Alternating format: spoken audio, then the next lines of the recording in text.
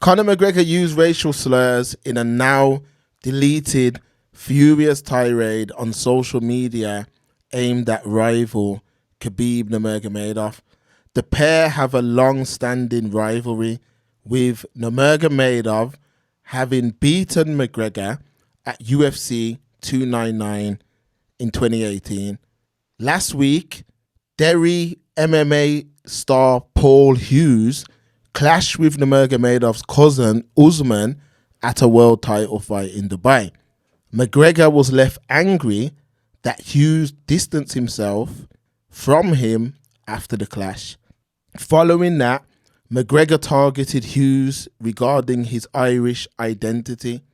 McGregor has now switched his focus to Nurmagomedov and referenced a tweet he posted in 2019, which he told the devout Muslim, "Your wife is a towel mate." Following that, very, very disrespectful.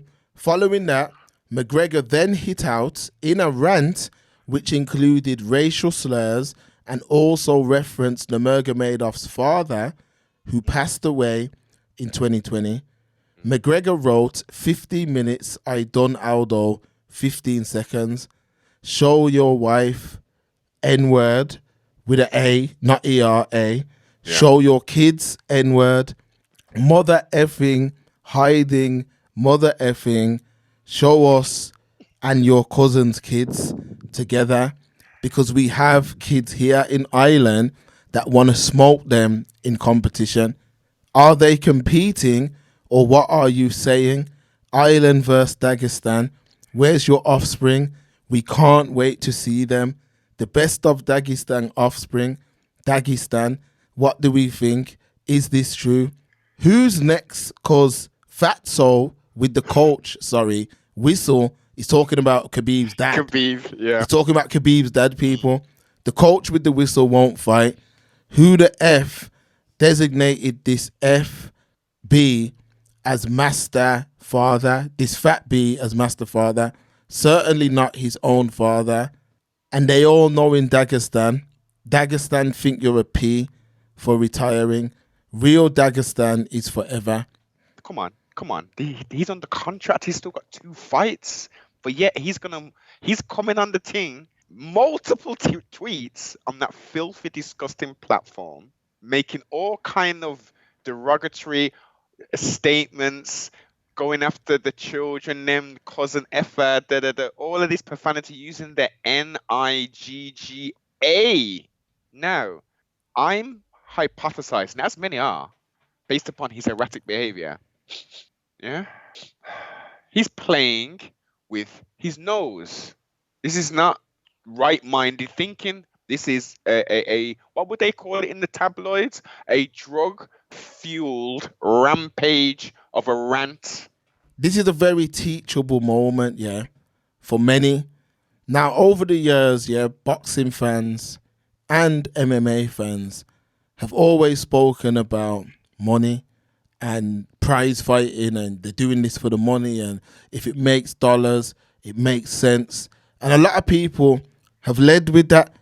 I've always said that an element of that is true, yes, but there's also another element of legacy, because legacy is something that can't be brought. If people could buy legacy, people, they would. It can't be brought. When you've got a legacy, people, at anything you do, you create a solid legacy. People that walk in your shadow are proud of you. Yes. There's people that are all around the world who look at people and hold them up. The people of yesteryears, whether they have an evil legacy or a heroic legacy, we remember them. Now, if they have a evil legacy, their people have to walk with their head down in shame. Indeed. Do you think anyone attached to an Adolf Hitler, yeah, wants to change their identity? Anyone who was attached to a Pablo Escobar, you know what I mean? I'm talking about the ones who want to lead a normal life, not the ones who were trying to capitalize. Yeah. They all changed it because what that person did was some evil acts. Yes. So when I'm breaking down legacy, let me bring this into how this is relevant. Khabib and McGregor fought back in 2018. It was one of the most disrespectful build-ups I've ever seen in combat sports. Ever? And that's saying something. Because I've watched a lot of high, intense rivalries. And But look how long and protracted it was. He was up there for that press conference, and it was just them two, remember? No one else was on stage. yeah, remember? It I was had like watched an a video. hour or something. I watched a video of an individual breaking down every point that Conor McGregor said. And just to go over that, people, he spoke about his people, his ancestors. Yep. He spoke about his religion. He spoke about his family. Yep. He spoke about his friends and everything that he stands for. He disrespected him by bringing alcohol up there. He disrespected his father. He done so much terrible things, people. And this was promoted. This was pushed. This was promoted. So what happened? Khabib went in there and beat him, made him tap, made it look easy, actually. And after the fight, a whole crazy thing went off. Yes. Big drama, all kind of fighting went off. But what happened? Khabib's legacy moving forward has been intact. Yes. People regard him as one of the nicest people in MMA and one of the most stand-up individuals in MMA. All you have to do is go on to the internet, go on to his interviews, go on to his vlogs, go on to anything with him on there. The comment sections are all like, this is a legend. Yes. Look at how he carries himself. Yeah. Not only that, look at the people that he has introduced into the sport that are his students or friends or who were the students of his dad. These are also highly, highly respected people in MMA. Islam Makhachev went onto Demetrius Johnson's channel. Yes. Look at the views. Look at the reception of that. Look when Demetrius Johnson went to train with them. Because people are in awe of them. People respect the respect that comes from that camp. People love how these individuals carry themselves. Their legacy is intact. Khabib, if Khabib was to pass today, he would be on the Mount Rushmore of mixed martial arts. You don't know. Now, let's go to the other side. Conor McGregor made all that money during the Mayweather fight. He's one of the most known people in mixed martial arts. But they make jokes of him online for being a cokehead. Yeah. He non-stop cheats on his wife. He's been found guilty in civil court for rape. The man is looked upon as a joke. Now, it's that bad that when an Irishman fights, an Irishman from your country fights a Dagestani, you know what he says at the end of the fight? I'm not like that guy. Exactly. So this is what we talk about when we talk about a legacy versus money. Conor could have all the money he wants in the world, but he has a legacy, but he doesn't have a legacy that harnesses respect. People look at him as a man who lost control, who lost the wheel. Yeah. Whereas Khabib is in control. And this is why you're seeing this. McGregor's crashing out. Use the N-word like that, knowing with the ramifications that comes with, especially with you're already spiraling out of control. On top of that, you're talking about kids and countries facing off against each other. My man's on an absolute downward spiral and people can't see it. And they can't see that this is based on legacy versus money. If you look at those younger Conor videos, this ain't the guy that we see now. No. The early Conor was actually quite similar to Khabib. He was a student of the game. Exactly. Humble as hell. And the money's driven him out of control. Come through, Noble. You know what though, Mark? There's two things with that. Money as an overall arching thing. When people receive money, it does one thing specifically. It amplifies your character. So if you're a good person and you come into a lot of money, you're genuinely going to still be a good person.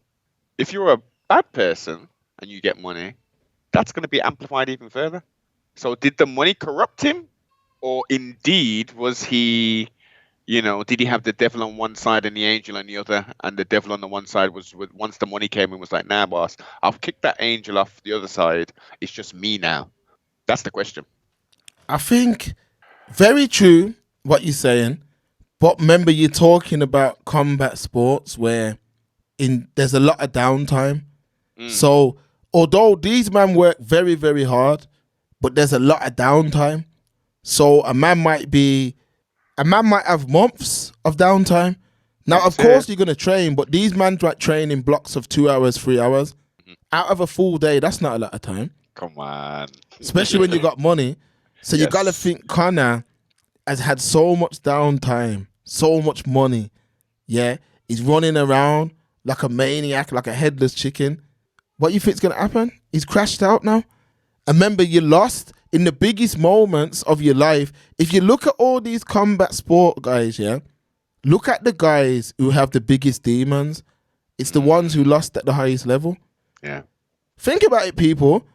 The mans that got to the top of the thing and lost at the highest level have the biggest demons. That was a fight. When you make a fight personal like that and political and then you lose it, yo, that's still, it doesn't matter how much they paid him, that's going to live with you. So he's just crashing out, man. Completely fluffed his legacy, man. Like, when I say legacy, I'm talking about, and there's always going to be a point in time where you've got to give him his respect for what he achieved at that point. Oh, yeah. But his story's looking crazy. Right now, his life as a movie is crazy. I'm telling you. The man's an absolute maniac, man.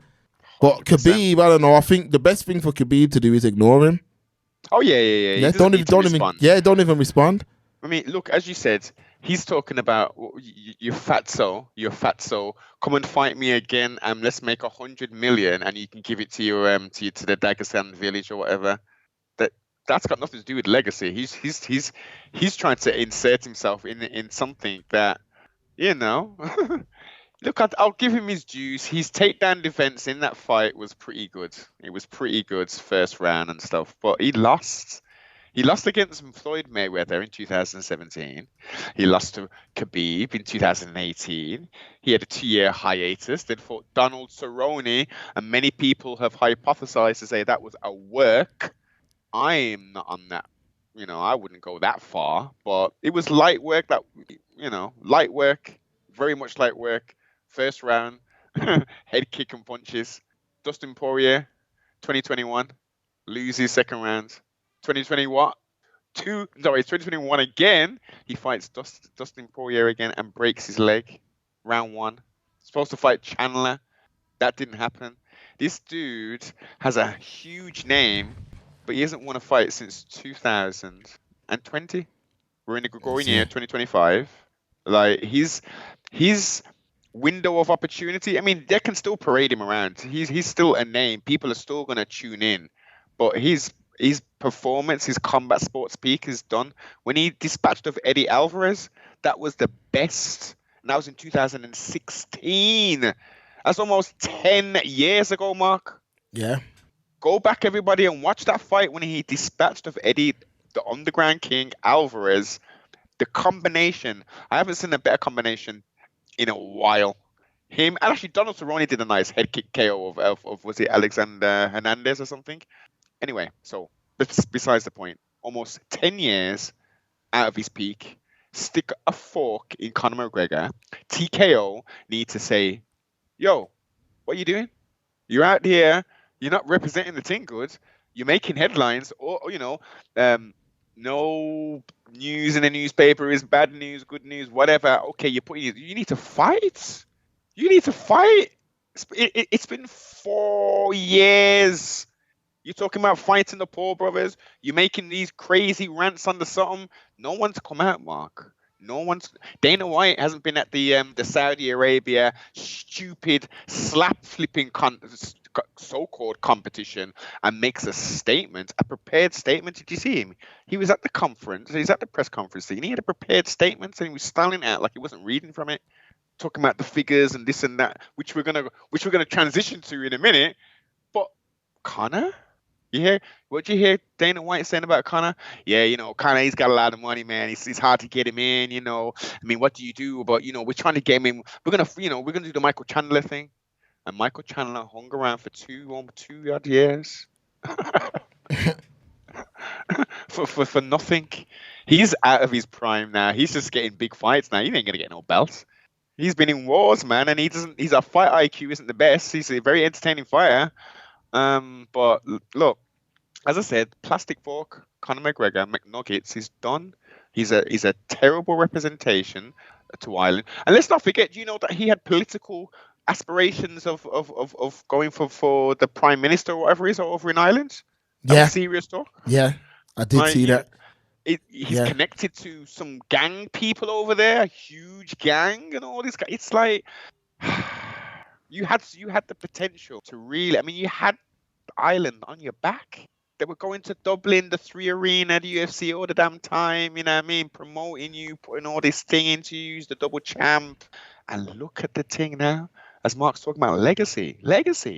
If you don't go to prison, or if you're still alive and you look back in another 10 years, most high willing, you're still on this plane of existence, and you look back and you're going to be in seclusion somewhere because you can't go out. People aren't going to be, it's Conor McGregor, the great.